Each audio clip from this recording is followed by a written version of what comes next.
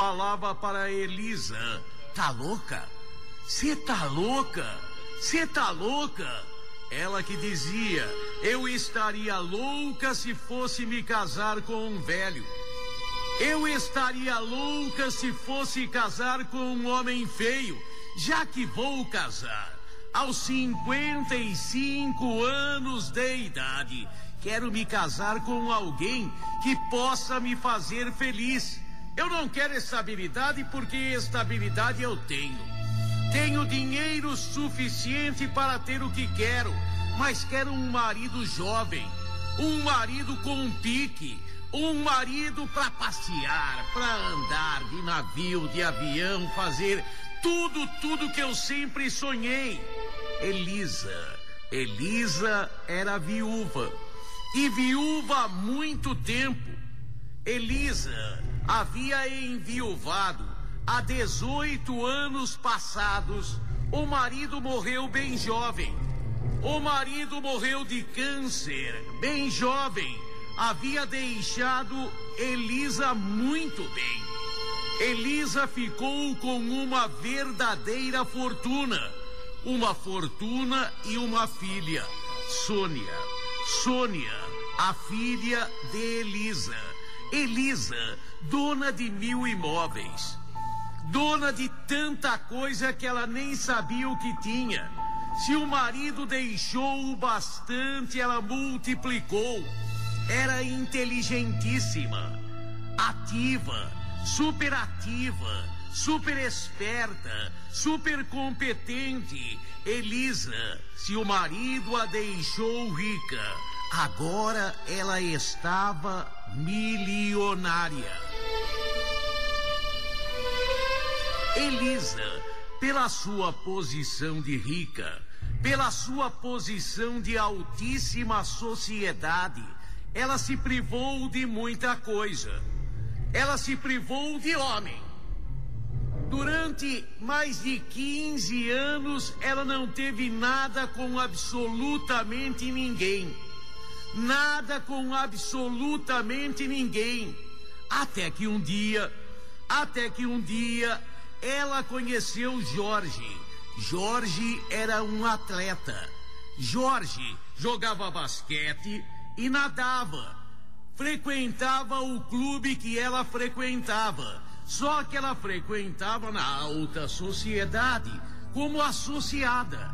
E Jorge frequentava o clube como atleta. Jorge era novinho, 22, 23 anos de idade. Elisa, 50 e pouco. Elisa era conservada. Ninguém dava a idade que ela possuía para ela, não. Ela aparentava 30 e pouco, mas aparentava, mas não tinha. Já passava dos 50 anos e Jorge era apenas um garotão. Mas e daí? Ela nunca foi de dar bola para a torcida. Ela nunca foi de ouvir as outras pessoas. E agora, quando ela se programava para o casamento, todo mundo dizia: tá louca? Tá louca? Você tá louca? Não, não estou louca. Louca eu estive quando não aproveitei a minha vida. Foi um casamento suntuoso. Foi um casamento altamente suntuoso. Elisa e Jorge contraíram matrimônio. Jorge, não precisa nem dizer que ele era interesseiro. Não precisa nem falar que ele era super interesseiro e casou com ela pelo dinheiro que ela possuía.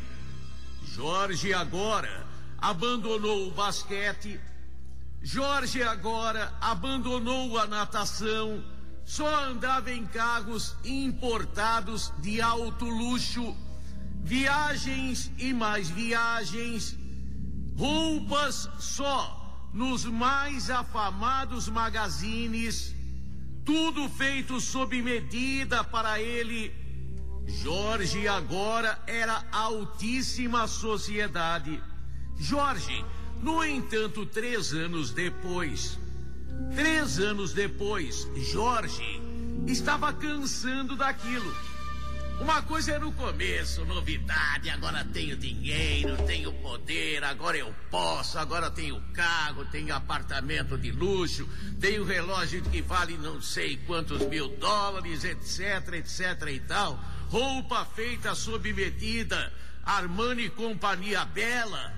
Nossa, mas 3 anos depois, Jorge começou a cansar de Elisa. Aliás, ele casou cansado dela, mas começou a ficar mais e mais cansado. Ele queria a juventude. Só que Elisa era precavida. Elisa vigiava. Vigiava, tomava conta de Jorge. Jorge não saía para absolutamente nada sem a presença dela. Ela mandava. O dinheiro era dela. Ele casou com comunhão parcial de bens. Ela possuía já tudo no casamento, então era dela. Só o que ela comprou depois que era metade dele. E não comprou muito não. Só que Elisa dava poupudas quantias de dinheiro para ele. E a história se repetiu.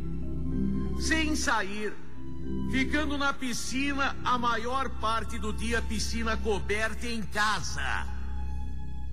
Piscina coberta com água quente. Então não tinha dia de chuva, não tinha dia de frio. Ele todo dia na piscina com o uísque de lado. Uma vida ruim, nossa.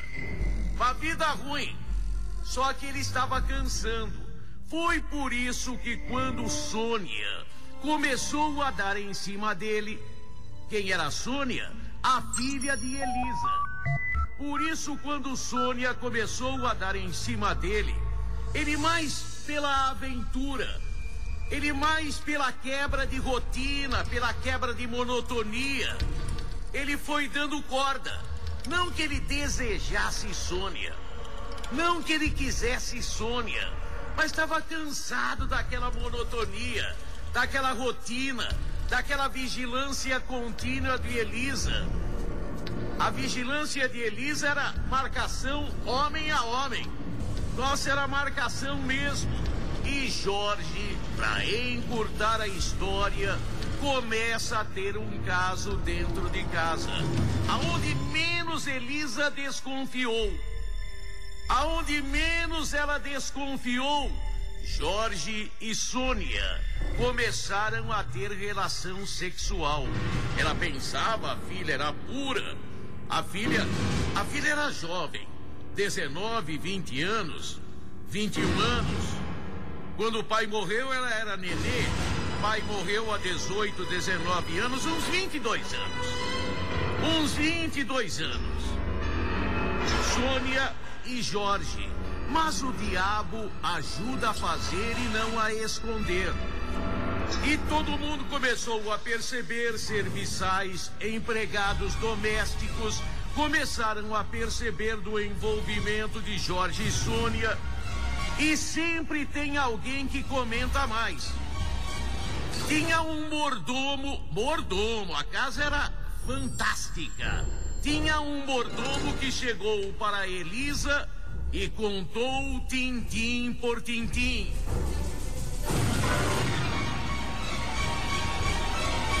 Elisa não quis acreditar, mas como não era boba, ficou de olhos abertos e surpreendeu em flagrante. Pegou em flagrante a filha com o marido. Pegou em flagrante Sônia com Jorge. Só que Elisa já estava no veneno. Não foi um flagrante que foi uma grande surpresa para ela. Foi um flagrante que ela pegou para comprovar o que haviam contado já para ela. E ela se preparou para este flagrante. Se armou aquele velho revólver, aquele 38 que ficava numa gaveta do marido, aquele 38 que ela lubrificou, que ela comprou balas para ele e mandou comprar. Quando ela surpreendeu Jorge, o marido, e Sônia, a filha, em pleno colóquio amoroso, ela começou a atirar. Deu 6 tiros. 6 2 tiros. Jorge foi atingido com um no pé. E a filha foi atingida por um tiro também, de raspão na orelha. Foi um bafafá tremendo. Chamaram a polícia, ela chamou, nobres advogados, caríssimos advogados. A separação aconteceu. Como adultério não é motivo para quebra de casamento, houve a separação litigiosa. Jorge recebe dela uma altíssima pensão. Ela paga uma pensão monstruosa para Jorge. Aquela casa ficou para Jorge e a filha. Jorge e a filha moram nesta fantástica casa na Serra da Cantareira. Alguns vizinhos conhecem a história. A casa já apareceu até na televisão. Depois de um tempo, o caso foi abafado, ela foi absolvida. Ela foi internada numa clínica como se tivesse tido uma perturbação mental. E Jorge vive nababescamente com Sônia. Jorge e Sônia, sem a presença de Elisa, que jamais visita a filha. Na Record, você ouve Gil Gomes, o maior contador de histórias do rádio brasileiro.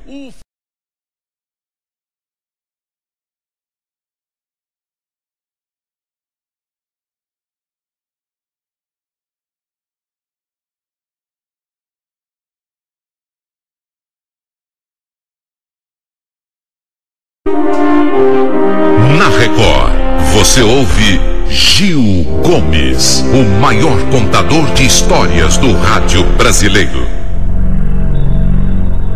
A história da história, a história da polícia, a história de uma região que está toda mudada agora.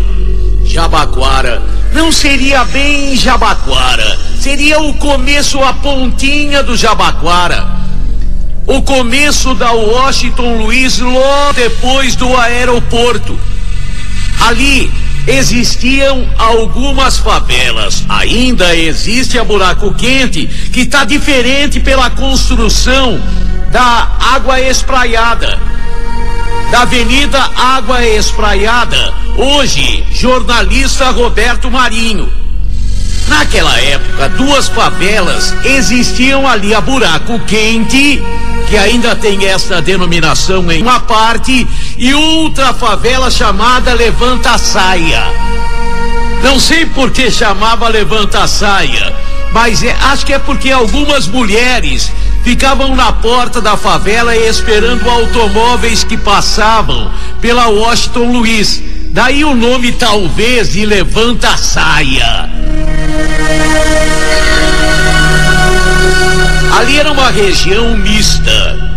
Pegava uma área da 27ª Delegacia e uma área da 35ª Delegacia de Polícia, do Campo Belo e do Jabaquara. Na favela Levanta Saia tinha um cara que não mexia com ninguém. Era um preto forte. Ele tinha aproximadamente uns 100 quilos de músculo. Era um pretão assim, sabe, daqueles retintos. Parecia azul. Mas era um cara que não mexia com ninguém. Morava num pequeno barraco até baixinho para ele. Ele não podia ficar de pé no barraco porque ele era alto. Ele catava papelão. Não bebia, não fumava, não saía com mulher, não conversava com praticamente ninguém. A vida dele era pegar papelão. Rodava toda a região pegando papelão. E onde ele tinha vindo, seu verdadeiro nome, ninguém sabia. Ele era tratado, era nominado, porque ninguém conversava com ele. Ele não conversava com ninguém. Era uma pessoa que habitava ali, que tinha seu barraco, um barraquinho pequeno, mas cercado de papelão por todo lado. cercado de papelão por todo lado. Ele tinha uma lona, quando chovia ele cobria o papelão, mas ele vendia. Tinha um carrinho que ele carregava com papelão, o Zulu. O apelido dele era Zulu, mas era o cara que passava, ninguém via, não mexia, não falava com ninguém, mas era forte como um touro, era forte como um cavalo. Sabe, o cara assim que você olha, você fala, puxa vida, aquele cara era só músculo, era só músculo. Zulu, a história de Zulu ninguém sabia. Ele tinha aparecido um dia, não se sabia de onde, não se sabia o nome dele, nunca se viu ele com um parente, com um amigo, com uma mulher, com ninguém. Zulu era o Zulu, tão somente Zulu. Ninguém zoava com ele. Brincar com um cara daquele era brincar com o demônio, brincar com fogo. Mas num determinado dia, moleques da favela, do levanta-saia ou da levanta-saia, moleques daquela favela, resolveram aprontar com o Zulu. Uma estupidez. Uma estupidez. O Zulu, que não mexia com ninguém, estava deitado no barraco dele. O barraco era baixinho, ele não podia ficar de pé porque senão ele arrancava o teto do barraco. Era baixinho, baixinho, baixinho o barraco, cercado de papelão por todo lado. Moleque é moleque. Moleque mexe com fogo a toda hora. E foi com fogo que aqueles moleques provocaram o fogo. Foi com fogo que aqueles moleques provocaram o fogo. Colocaram fogo no papelão do Zulu. Acho que jogaram álcool, não sei. Ou só atearam fogo. Eu sei que logo chamas consumiram todo o papelão e todo o barraco do Zulu. Dizem que o Zulu acordou, não se queimou não, tentou debelar o fogo, não conseguiu, mas dizem que ele parecia um bicho. Ele não falava, ele grunhia, sei lá o que. A raiva dele era tanta que todo mundo se afastou com medo. Todo mundo se afastou com medo. Já nem jogaram água. Ele pegou água, ele pegou não sei o que. O fogo debelado, mas o barraco dele foi pro inferno. Zulu, pra que mexer com ele? Pra que mexer com ele? Ele que não mexia com ninguém. Ele que não mexia com ninguém. Atearam fogo no barraco dele e no papelão dele. 2 dias depois, 2 garotos foram encontrados estrangulados. Quase o pescoço arrancado com a mão. Quase o pescoço arrancado com as mãos. 2 dos garotos que colocaram fogo no barraco do Zulu.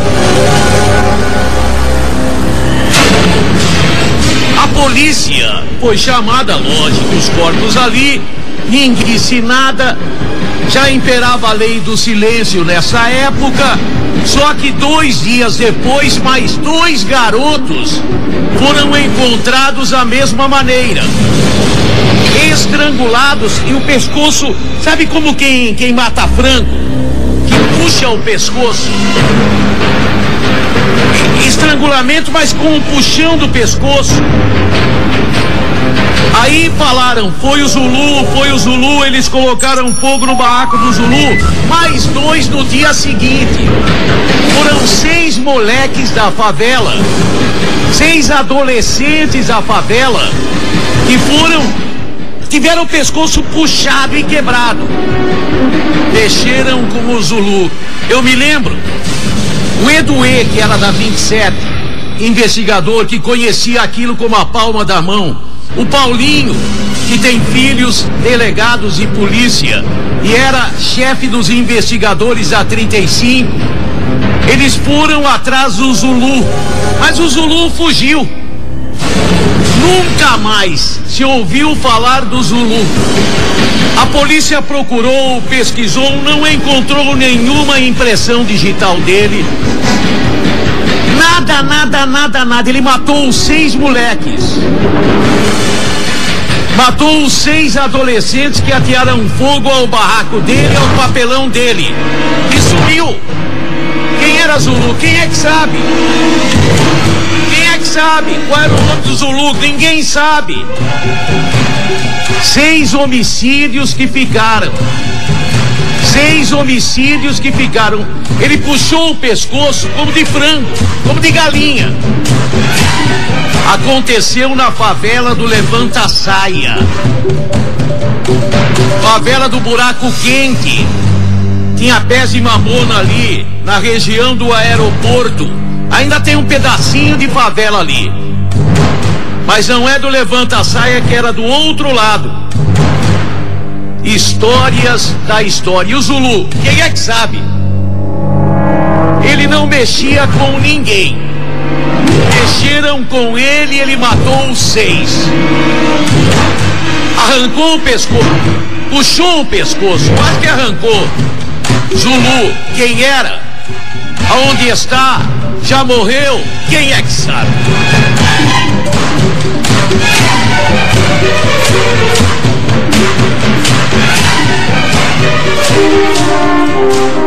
Na Record, você ouve Gil Gomes, o maior contador de histórias do rádio brasileiro.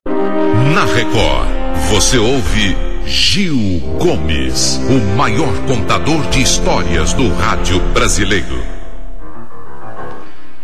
Durante 10 anos, durante longo 10 anos, ele ficou com aquilo corroendo a sua mente, a sua vida, a sua alma.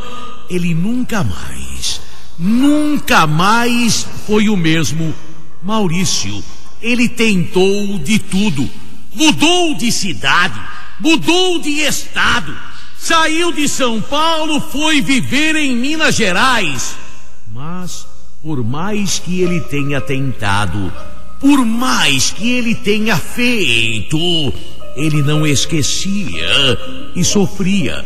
Não só sofria, como se sentia humilhado. Ele se sentia super humilhado e dizia: e eu não fiz nada. E eu ainda fiz o papel de trouxa, de bobo. Eu ainda fiz o papel de otário. Ele não se conformava. Dentro dele, a revolta não diminuía. Disseram: o tempo, a distância cicatriza tudo. Mas com ele foi ao contrário. O tempo passou, a distância aumentou, mas cicatrização daquela ferida não. Aquela ferida não cicatrizava de jeito nenhum. E Maurício lembrava de Silvia, lembrava de seu casamento, lembrava de seus sonhos, de sua luta. Maurício, um rapaz bem-sucedido. Maurício, ele comprou aquele apartamento a duras penas, comprou o seu automóvel, trabalhava como doido. Silvia, sua namorada, sua noiva e depois sua esposa. Filhos eles não tiveram, ela não queria. Ela dizia que era cedo ainda, que ela precisava se preparar psicologicamente. E ele, que sempre atendeu a mulher em tudo, ele que sempre fez tudo que ela quis, tudo que ela pediu, ele concordou. Aliás, não havia uma só coisa, não havia absolutamente nada que ele não concordasse com ela. Ele tinha até medo de contrariá-la. Ela tinha um geninho forte. Quando eles brigavam, ela fazia birra e ficava de cara virada para ele uma semana. Por isso, ele até discordando concordava. Não concordava, mas acabava aceitando para não brigar. Ele fazia de tudo pela mulher. Ele fazia de tudo por Silvia. Tentaram alertá-lo. Parentes jogaram indiretas, que eram verdadeiras diretas. Amigos começaram a sorrir dele. Sabe aquele tipo, tem gente que não quer enxergar, tem gente que não quer ver. Ele demorou porque ele confiava. Ele demorou para entender porque ele não desconfiava de absolutamente nada. E se não fosse aquela feliz ou foi infeliz, se não fosse aquela coincidência, ele talvez tivesse ficado muito mais tempo, mas muito mais tempo, sem perceber absolutamente nada. Foi um dia, ele simplesmente chegou antes em casa, simplesmente ele saiu mais cedo do trabalho. Quando chegou no apartamento, não era casa, era apartamento. Quando chegou, ele já viu quando colocou a chave na fechadura que tinha coisa estranha. A correntinha trancada por dentro, sinal que tinha gente lá dentro. Mas ele batia, ninguém vinha atender. Ele gritou o nome de Silvia. Não que ele desconfiasse de alguma coisa, até pensou que ela tinha se sentido mal, até pensou que poderia ter acontecido alguma coisa, doença, algo com a saúde dela.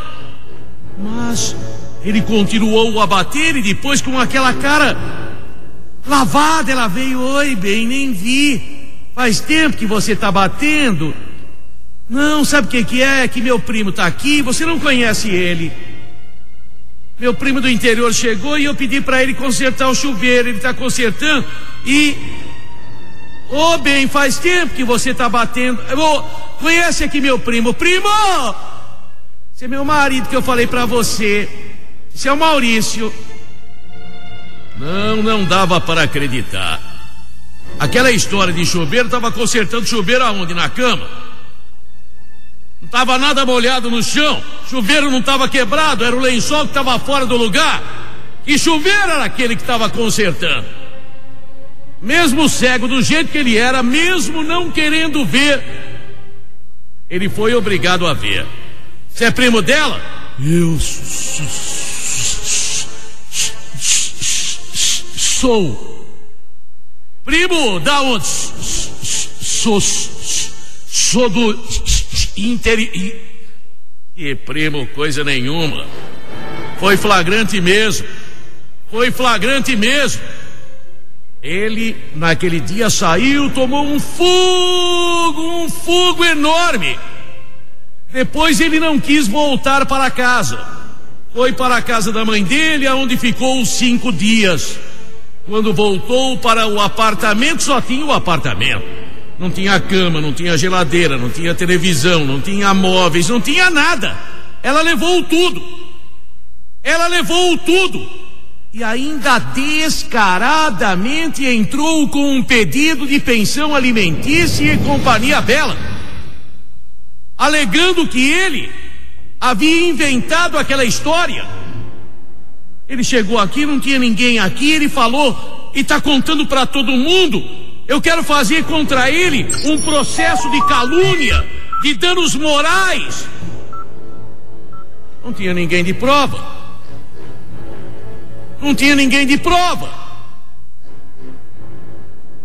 o apartamento acabou ficando para ela. Ela tinha que morar em algum lugar, pô.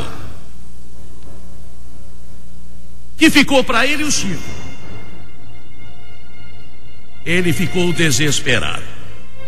Durante 1 ano e pouco ele pagou pensão, depois o juiz o aliviou desta obrigação, não tinha filhos. Ele foi para Minas, tentou esquecer, mas aquilo o martirizava. Aquilo, tem gente que esquece, tem gente que não. Ele não esqueceu, ele sofria. Nunca mais quis mulher nenhuma. Nunca mais quis mulher nenhuma. Todas as mulheres lembravam a dele, a Sílvia. Dele, não era dele. Todas lembravam a traição de Sílvia. Ele nem para São Paulo vinha, morando em Belo Horizonte. Ele trabalhando por conta. Perdeu o contato com todo mundo. E ela, Sílvia, continuou a morar em São Paulo no mesmo apartamento. Sílvia continuou a morar no mesmo local. Sílvia casou de novo, sim, não com aquele primo que não era primo. Um outro primo que também não era primo, ela casou. Sílvia casou, estava até que bem de vida. Foi quando aconteceu. Ela chegava no prédio. Ela chegava no prédio com o carro dela quando bandidos a atacaram. Bandidos, uma tentativa frustrada de assalto. Só que deram 4 tiros na cabeça dela. 4 tiros. Ela morreu. Agora, o crime era totalmente misterioso. O corpo mandado para o IML. A autópsia realizada e comprovou-se 4 tiros na cabeça. Depois, o velório. E no velório, quem é que apareceu? O ex-marido dela, Maurício. Pô, mas ele morava em Belo Horizonte. Estava distante de São Paulo há tanto tempo. Aonde? Como é que ele ficou sabendo da morte dela? Eu vi no rádio. O rádio não deu. Então eu ouvi na televisão. A televisão não mostrou. Ali no jornal. Era estranha. Mas ele ali no velório. Chegou logo no comecinho do velório. Não pense que chegou no final, não. Queria assistir de 1ª a 5ª. Queria pegar a primeira sessão. Só que a polícia foi chamada. Chamaram a polícia, né? Mostraram as desconfianças. Policiais disfarçados ficaram seguindo durante todo o tempo do velório a Maurício. E Maurício chegava no caixão, de vez em quando dava uma olhadinha, uma risadinha. Pegaram o Maurício e levaram para a delegacia. E ele confessou. Ele havia contratado 3 elementos para matarem. E ele na delegacia fez uma confissão patética. Depois de 10 anos eu estou livre. Agora estou preso, mas estou livre. Porque durante 10 anos que durou, desde que eu a peguei com o tal primo, eu estava preso a coisas que vocês não são capazes de entender. Me sentia preso. Agora estou preso, pode me prender. Fui eu que mandei. O nome dos caras não sei, fui eu que mandei. Paguei, mas estou livre. Eu não esqueci. E ela pagou por aquilo que fez. Estou livre, estou preso. Graças a Deus eu estou livre. Gil Gomes, na Rádio Record. Na Record, você ouve Gil Gomes, o maior contador de histórias do rádio brasileiro. E era uma família feliz, uma família entrosada, honesta, feliz, trabalhadora, unida. Um homem super trabalhador de sucesso. Osmar, não que ele fosse rico, mas era um homem que trabalhava e o que ganhava dava perfeitamente bem para um padrão de vida razoável de sua família. Sua mulher, uma mulher fantástica, Dona Lúcia, mãe, dona de casa, aquela mulher que todo dia se esforçava para uma comida melhor, para uma comida mais gostosa ao marido e ao filho. A casa super bem arrumada, sempre brilhando, parecia um espelho, um brinco. Uma casa linda, gostosa e feliz, e um filho maravilhoso, Saulo era um filho sensacional. Aos 17 anos de idade, era um gêniozinho. Adorava estudar. Não que ele fosse aquele menino fechado, não! Ele era um menino que namorava, que jogava bola, que gostava de dançar, mas inteligente como ele só. Super inteligente, e ele dizia, iria ser cientista. Ele adorava matemática superior, adorava física, era aquele que entendia como poucos a teoria da relatividade de Einstein e outras leis físicas da natureza e teorias de físicos. Ele era super estudioso, gostava disto.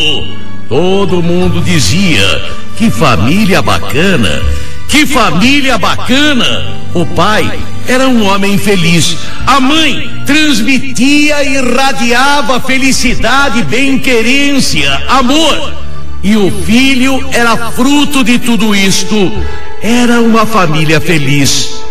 Era, até que veio aquele inesquecível e maldito dia, e pensar que aquele teria que ser um dia feliz, e pensar que era aniversário de casamento do pai e da mãe.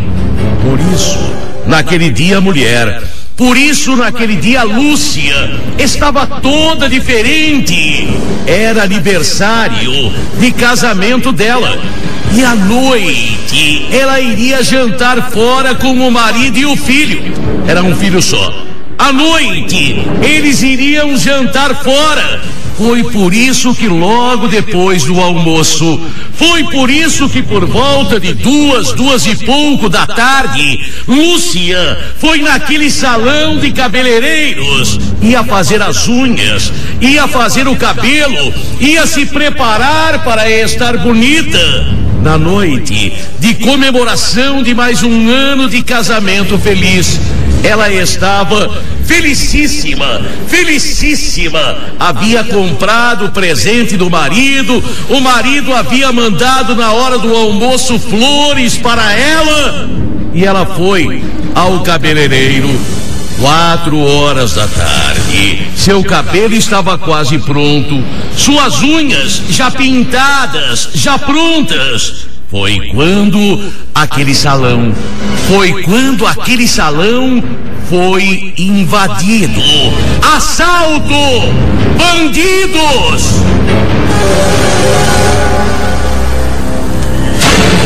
De repente, no dia feliz de sua vida, Lúcia, no meio de um assalto.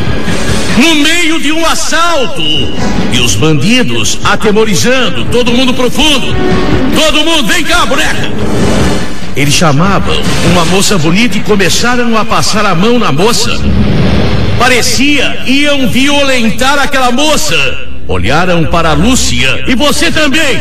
Eu não! Ela começa a gritar. O que eles queriam com Lúcia até hoje não se sabe. Mas aqueles bandidos eram 2.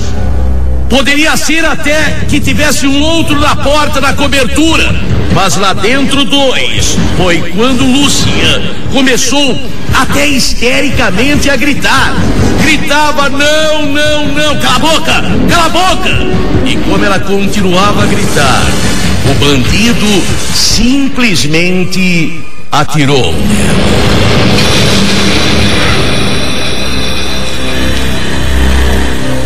Nem socorrida ela foi. Nem socorrida ela foi. Caiu e ali ficou. No dia do aniversário de seu casamento, no dia em que ela se embonecava para estar mais bonita para o marido e o filho, para o festejo, a mataram no assalto. No assalto foi muito triste. O marido, nossa, nunca se recuperou. Nunca se atirou de corpo e alma no trabalho. E o filho, o geniozinho, e o filho Saulo, nunca se conformou. Saulo que dizia: enquanto a justiça não fosse feita, enquanto os elementos que mataram sua mãe estúpida e covardemente não fossem presos, ele não queria mais nada com nada. Brilhante aluno, ele deixa a escola. Brilhante aluno, ele sai da escola e se dedica só a caçar, a procurar, mas como? Mas ele se dedica a procurar os bandidos. Ele não conhecia nada, por isso não saía da polícia. Continuamente ia ao distrito policial do bairro, ia também à delegacia de homicídios que havia ficado com o caso e perguntava, mas a resposta era sempre a mesma: não tem nada, nada de novo, nada de novo. E ele cobrava, mas diziam: é difícil. Bandido não tem relacionamento, bandido, com a vítima. Começar a pesquisa da onde? Começar a pesquisa da onde? Retrato falado, tudo bem, foi feito. Mas até o retrato falado, as testemunhas descreveram de forma confusa. O tempo passou. 1 ano, 2 anos, 3 anos se passaram. O pai, mais conformado. Ele nunca assimilou o golpe, não, mas já estava mais conformado. O menino não. Com 20 anos de idade, não tinha voltado a estudar. Einstein já fazia parte do passado para ele. Tratados físicos e matemáticos era coisa passada. Ele ficou com aquilo na cabeça, enquanto o assassino de sua mãe, um telefonema. O delegado da homicídios queria falar com ele. Ele atendeu e o delegado disse que tinha uma ótima notícia, que ele fosse rapidamente até a homicídios. Ele foi.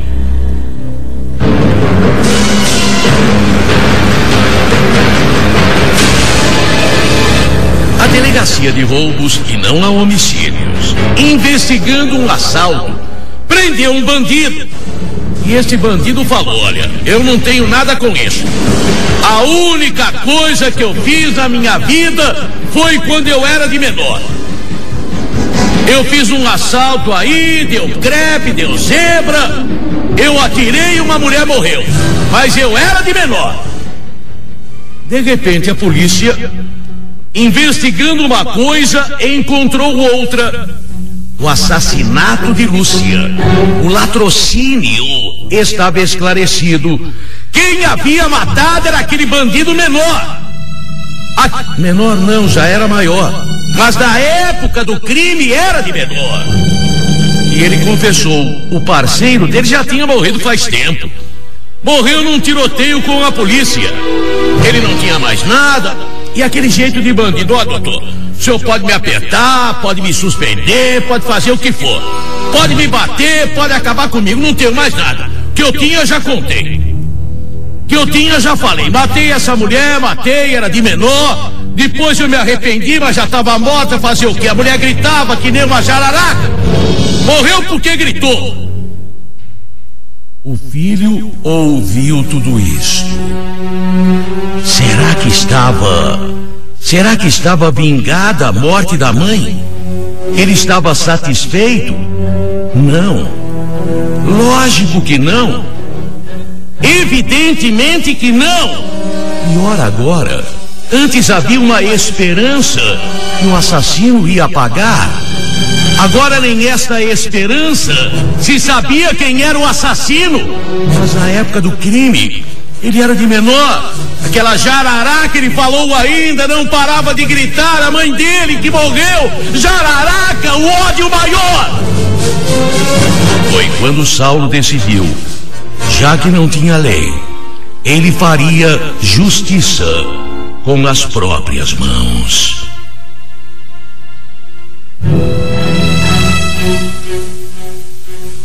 Ele, dizendo que vai fazer uma excursão, consegue autorização para a compra de uma arma. Ele, tudo legalizado, ele compra numa loja e consegue o porte de arma. Ele vai atrás do bandido. Ele vai fazer justiça com as próprias mãos. Não vai ficar barato. Não vai... Jararaca. A mãe dele que morreu, aquela jararaca que não parava de gritar, disse o bandido. Não ia ficar desse jeito. Ele até treina. Tiro ao alvo. Ele vai em clubes para treinar. E então ele sai à procura daquele bandido, Nando. Ele sai à procura daquele bandido, Nando, que ele sabia morava na região sul. Mas ele não conhecia nada. Ele morava até na região sul, mas conhecia o quê? Moema, Brooklyn. De repente ele na quebrada. Procurando Nando. Ele tinha indicações. Revólver na cinta. A delegacia de homicídios foi chamada para um local. Coincidentemente, o mesmo delegado. Uma pessoa morta. Uma pessoa assassinada. Quem era? Era o filho. Saulo, à procura do bandido que matou sua mãe, à procura de fazer justiça com as próprias mãos, ele foi morto. E nem se sabe quem o matou. Será que ele encontrou o Nando e o Nando travou o tiroteio com ele? Nunca mais se encontrou o Nando. Será que ele foi assaltado? Será que ele se meteu num local? Ninguém sabe. Se sabe que a procura do assassino de sua mãe, que quando a matou era de menor, e ele inconformado saiu à procura para fazer justiça com as próprias mãos. O filho, o gêniozinho, o filho, Saulo, também foi assassinado. Esperamos a justiça divina, porque a da terra, neste caso principalmente, não funcionou. Na Record, você ouve Gil. Na Record, você ouve Gil Gomes, o maior contador de histórias do rádio brasileiro. Uma história que foi abafada, super abafada, modificada. Eu fiquei sabendo, conto, mas para evitar problemas eu mudo os nomes. Para evitar grandes problemas eu mudo os nomes. Mas quem conhece a história vai identificá-la.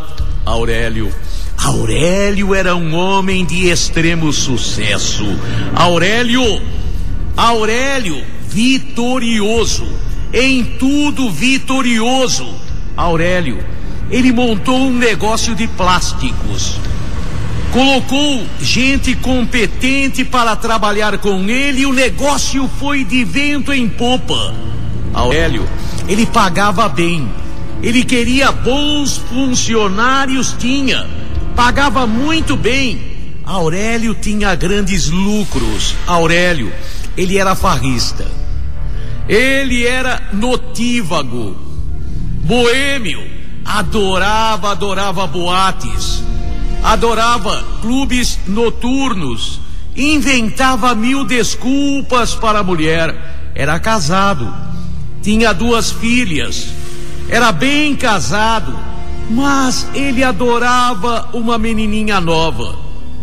Ele adorava ir nestes cafés, que de café não tem absolutamente nada. Nada, é outra coisa, só tem o nome.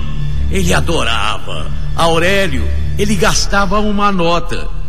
Ele sabia viver. Como os amigos e parentes falavam, ele sabia viver. Se a mulher tem uma aventura, ela não presta. Se o homem tem 1000 aventuras, sabe viver. Esse mundo é injusto. Dizem que tem igualdade de homem para mulher. Quer ver uma coisa? Já falei 1000 vezes isso. Uma mulher, mãe solteira, depois de 20 anos, aquela lá é mãe solteira, veja, olha lá, o cara aprontou, roubou, fez 1001 coisas, usou drogas, foi pra cadeia, saiu da cadeia, fala, pô, você viu, aquele cara é de valor, aquele cara, nossa, ele foi bandido até agora, tá regenerado, tá trabalhando, só bebe um pouquinho. O mundo é injusto. Aurélio era farrista. Aurélio teve 1000 amores. Amores não, 1000 aventuras.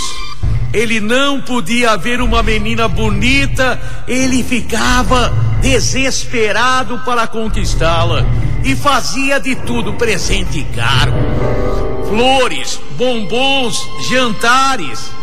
Ele fazia de tudo, conquistava e enjoava. Enjoava já no 3º, 4º encontro. Enquanto ele não fazia amor, ele ficava doido.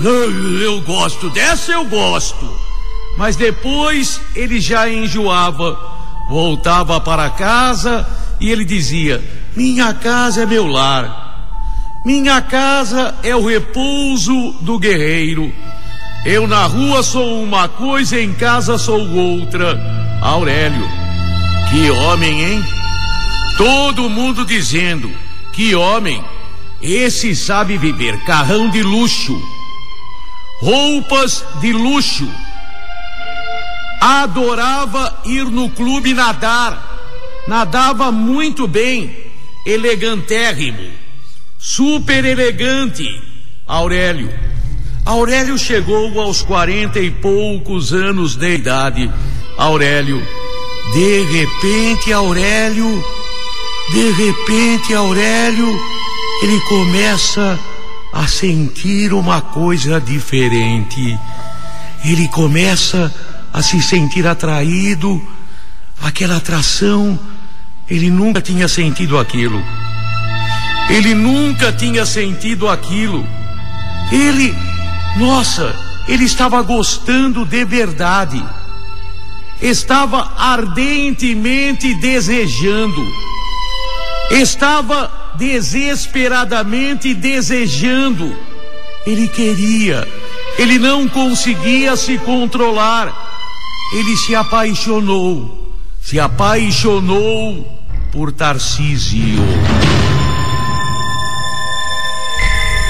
Não errei não. Tarcísio era um funcionário dele, rapaz bonito, jovem, atlético. De repente Aurélio, que era mulherengo, começa a sentir algo diferente, uma vontade enorme de Tarcísio. Já tinha experimentado de tudo. Acho que enjoou de mulher. E de repente Aurélio, o machão.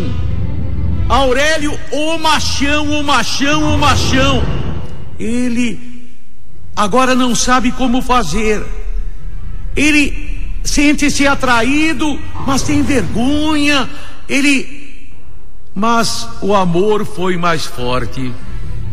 O amor foi mais forte. Ele começou a sair com o funcionário dele.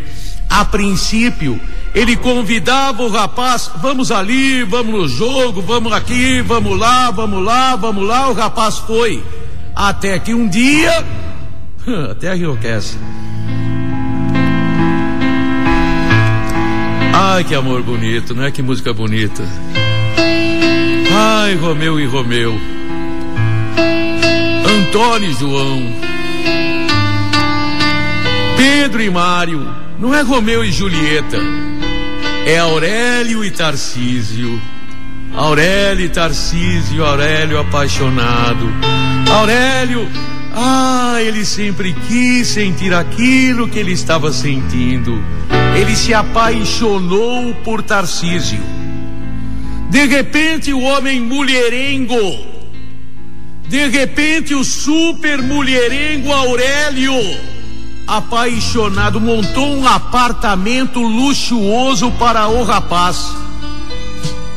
Praticamente morava com Tarcísio. Ia para casa porque precisava ir para a casa dele, onde tinha a mulher e os filhos. Mas ele já não queria mais a mulher, já não queria mulher nenhuma. Ele queria era Tarcísio. Ai, que amor bonito. Aurélio monta o apartamento, coloca de tudo lá. Tarcísio, a firma inteira sabia. De repente, Tarcísio, que era pobre, começa a andar de Mustang. Não era Mustang, mas era BMW.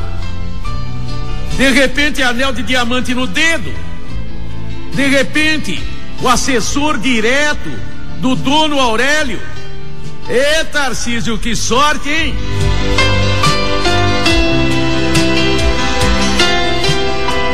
Aurélio se apaixonou mesmo. Aurélio se apaixonou mesmo. Aurélio já não via mais nada. Já não via mais absolutamente nada na sua frente. Já não via mais nada. Já não via mais nada a não ser Tarcísio. Ele estava praticamente assumindo o papel de homossexual. Quem diria, o homem dos cafés, o homem das 1000 mulheres, das 1000 farras, o homem que era, ele sabe viver, agora apaixonado por um homem. Dizem que foi assim. Numa determinada noite ele ficou com Tarcísio, seu amor, até 2 horas da manhã. Depois precisou ir para casa. Manter as aparências pelo menos um pouquinho. Ele foi para casa, mas não suportou a saudade de Tarcísio. Não suportou aquela solidão, aquela ausência do homem amado. Ele voltou. Deu uma desculpa qualquer para a mulher, disse que estava com uma dor, que ia até o hospital, e voltou ao apartamento. Encontrou Tarcísio com uma mulher. Encontrou Tarcísio com uma mulher. Ele ficou doido. Pegou, desceu ao automóvel dele. Pegou aquele revólver, ele tinha porte de arma. Voltou e atirou e matou. Logicamente, a mulher.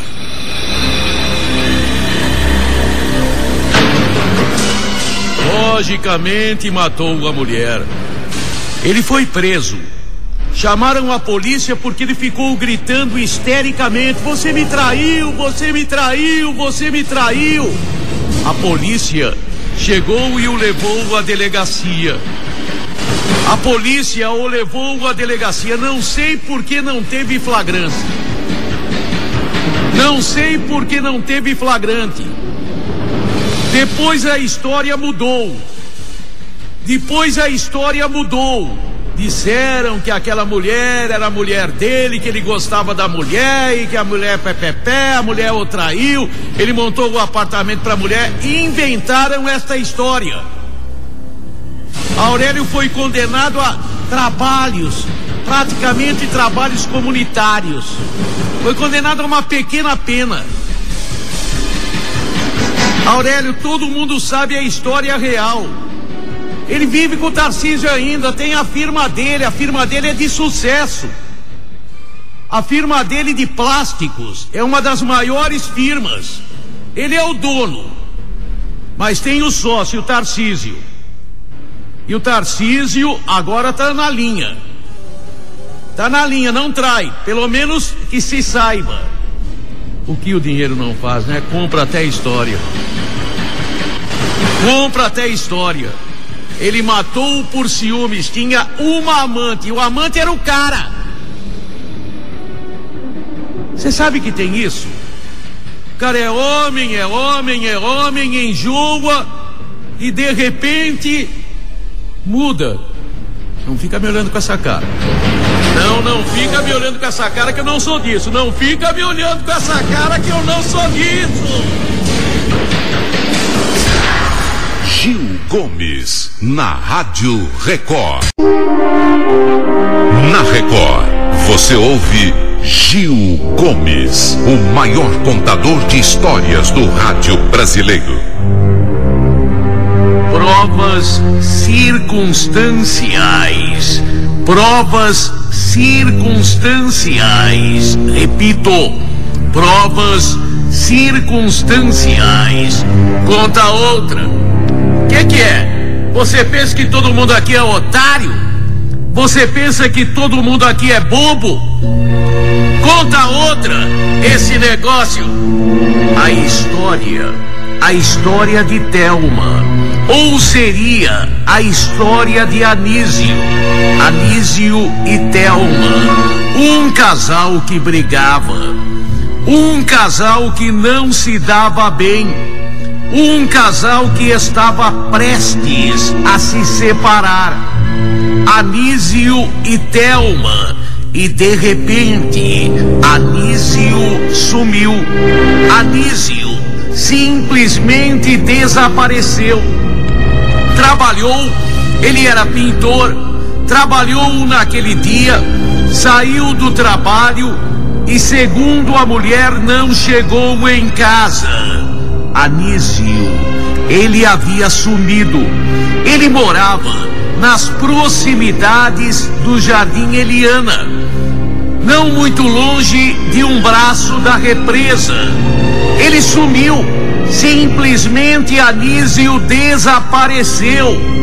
Anísio, repito, saiu do trabalho, tomou a direção de casa. E simplesmente como fumaça desapareceu. O desaparecimento de Anísio, bem comentado por ali o que teria acontecido. O que teria acontecido? Deram um sumiço nele. A família dele, não a mulher. A família dele vai na delegacia e registra uma queixa de desaparecimento. Anísio, há uma semana, Anísio estava sumido.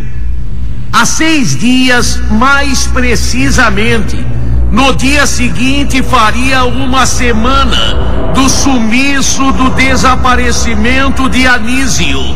Foi quando a mulher Thelma foi na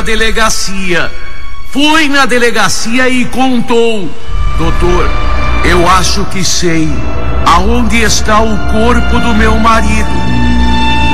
Eu acho que sei aonde está o corpo do meu marido. Meu marido sumiu. Eu acho que ele foi assassinado. Eu acho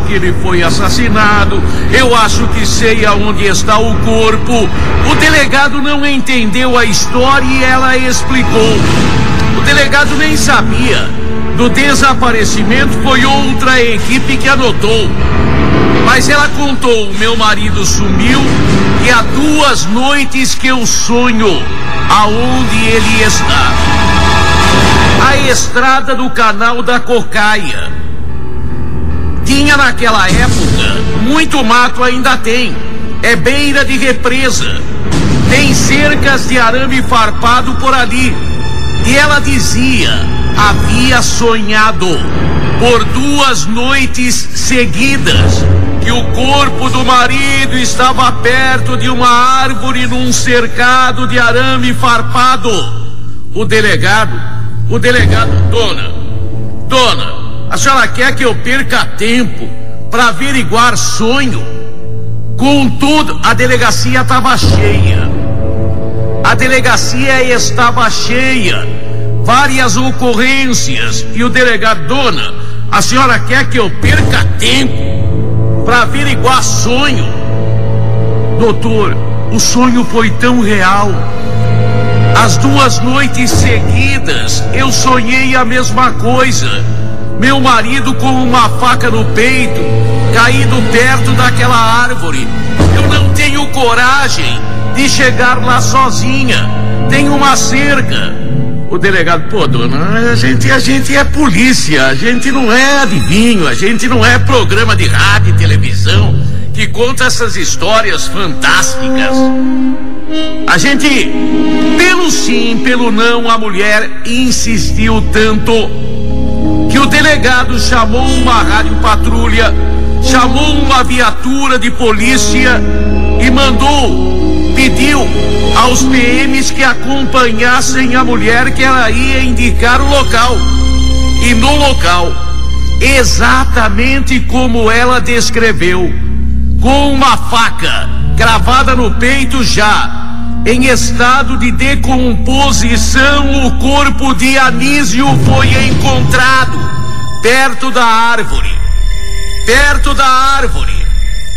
Ele morto, assassinado. Ele não foi morto ali, não.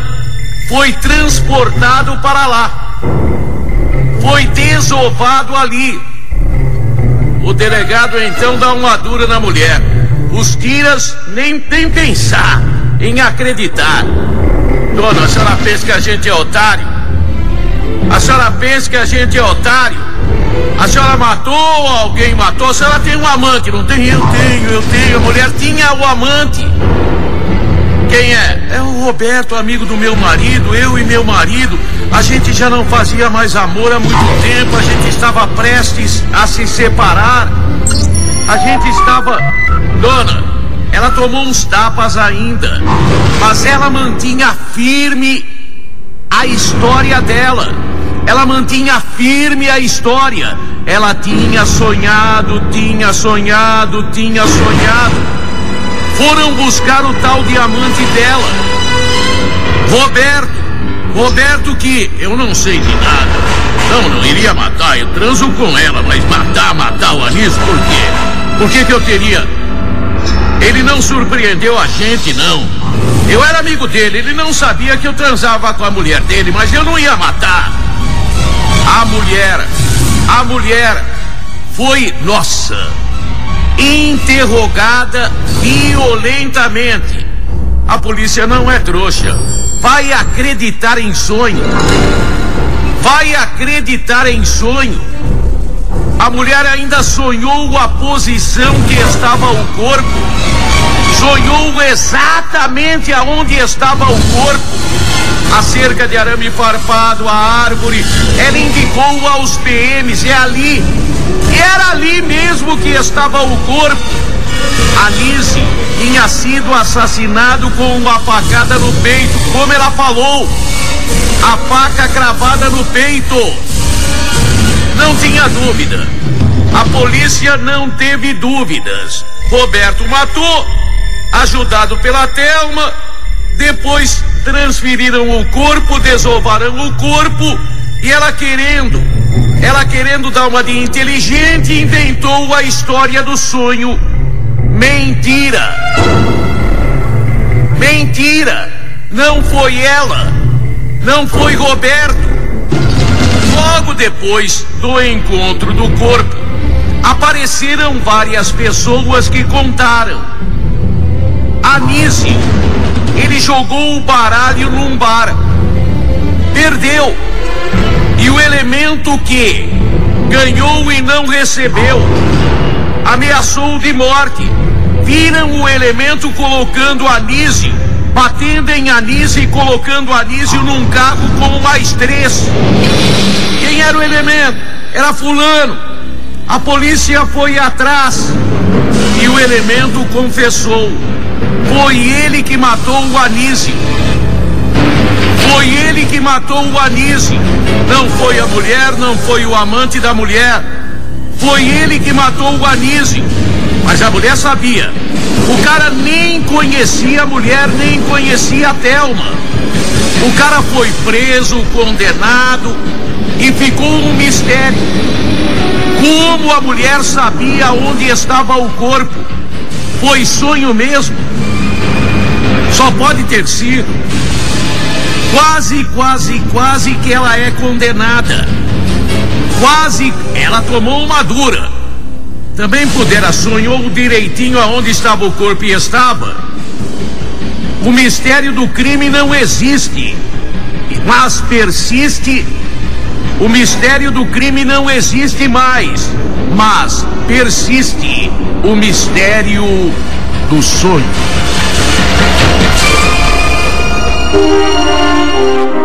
Na Record, você ouve Gil. Ele devia para todo mundo. Foi quando ele teve aquela ideia magnífica. Ele era inteligente. Ele teve aquela ideia e a colocou em prática. Ele sabia, se ele fizesse direitinho,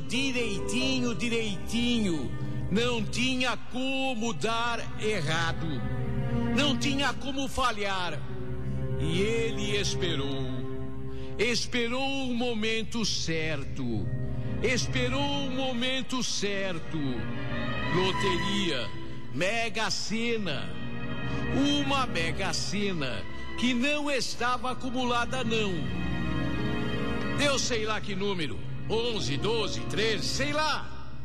Ele pegou o resultado, saiu na quarta-feira. O resultado saiu na quarta-feira. Na quinta-feira, ele foi numa lotérica e jogou os mesmos números que deram. Ficou com... Vamos dizer que deu 10, 11, 12, 13, 14, 15. Ele jogou os números que deram, só para mostrar o bilhete. Olha, ganhei, tá vendo? Deu isso. Ninguém confere o teste. A Caixa confere. Mas se eu te mostrar, ganhei, você vai ver, deu isso mesmo. Ele usou este estratagema, jogou o que tinha dado, não ganhou nada, já tinha dado, mas ele chega feliz, ele vai à padaria. Seu Manuel, eu quero contar uma coisa para o senhor. Seu Manuel, eu tirei o pé da lama. Seu Manuel, eu acertei na Mega Sena. Ganhei 1,5 milhão, ganhei 1,5 milhão, 1,5 milhão. Olha aqui, confere. Ele trazia o jornal com os números que haviam dado na quarta-feira. Ele mostrou. Ele fez um jogo idêntico. O teste era diferente, mas seu Manuel nem pensou em ver. Parabéns. Não, que parabéns. Eu vou pagar tudo que devo para o senhor. Quanto o senhor quer de juros? Não quero juros. Precisando de alguma coisa, pode falar. Eu estou precisando mesmo, seu Manuel. Eu fui na Caixa, demora uma semana para sair o dinheiro e eu não quero ficar devendo para ninguém. O senhor pode me arrumar 20 mil? 20 mil eu pago 40. Não precisa pagar 40. Você pagando 20 mil, lógico que posso arrumar. E arrumou 20 mil. Arrumou 20 mil, foi ao farmacêutico. Não conta nada pra ninguém. Não conta nada pra ninguém. E repetiu a história. Deu certo. Pegou os 6, 7 mil do farmacêutico. E ele pegou de muita gente.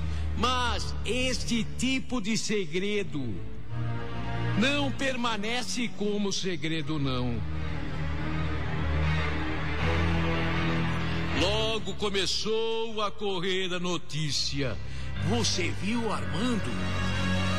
Que cara de sorte, nunca trabalhou na vida e ficou rico. Ficou rico, Armando? Rico nada, ele deve pra todo mundo, devia. Ele ganhou na Mega Sena. Ah, ganhou nada. Ganhou. Seu Mané contou. O farmacêutico contou. Ele pediu segredo. Mas ele tá rico. Ele tá rico. Armando, ele comprou roupa nova. Terno e gravata. É verdade. Olha lá, ele tá de roupa nova. Pôs a mão na bufunfa. Quem diria, hein? Quem diria? Que sorte, que sorte, que sorte, que sorte. Ele tomou até um dinheiro mais do tio. Ele até tomou um dinheiro mais da tia. Ele pensou, vou juntar tudo que puder. Vou juntar tudo que puder e vou dar no pé. Vou sumir por um tempo. Aí eu conto uma história. Que apliquei na bolsa, que não sei o quê, que a ação caiu, que deu crise no Afeganistão. Sei lá, conto uma história. Ele, Armando, deu certo. O plano dele deu certo. Armando sumiu. Armando repentinamente desapareceu. Cadê o Armando? Cadê o Armando? Armando sumiu. Ele fugiu, não? Não, ele simplesmente desapareceu. 3 dias depois, o corpo dele foi encontrado. O corpo encontrado no meio do mato. Ele foi torturado. Torturado mesmo. Queimado com pontas de cigarro. Ele sofreu uma barbaridade. Esfaqueado, morreu. A polícia investigou e descobriu. A polícia investigou e chegou aos assassinos. Gente do bairro mesmo. Bandidinho do bairro. Bandidinho que ficou sabendo que ele tinha ganho na loteria. O sequestraram. Queriam dinheiro. Queriam muito dinheiro. Ele não tinha, só tinha aquele pouco que ele gastou. Queriam muito dinheiro. Ele mentiu. Ele falou: eu menti, que mentiu nada. Todo mundo sabe que você ganhou na Mega Sena. Todo mundo sabe, a gente quer, mas ele não tinha. Foi assassinado, torturado para contar, mas não tinha o que contar. Foi assassinado, foi um bem bolado plano. Ele era inteligente. Bolou tudo certinho. Torturado, morreu. O plano deu certo, mas ele morreu. Na Record, você ouve Gil Gomes, o maior contador de histórias do rádio brasileiro. Não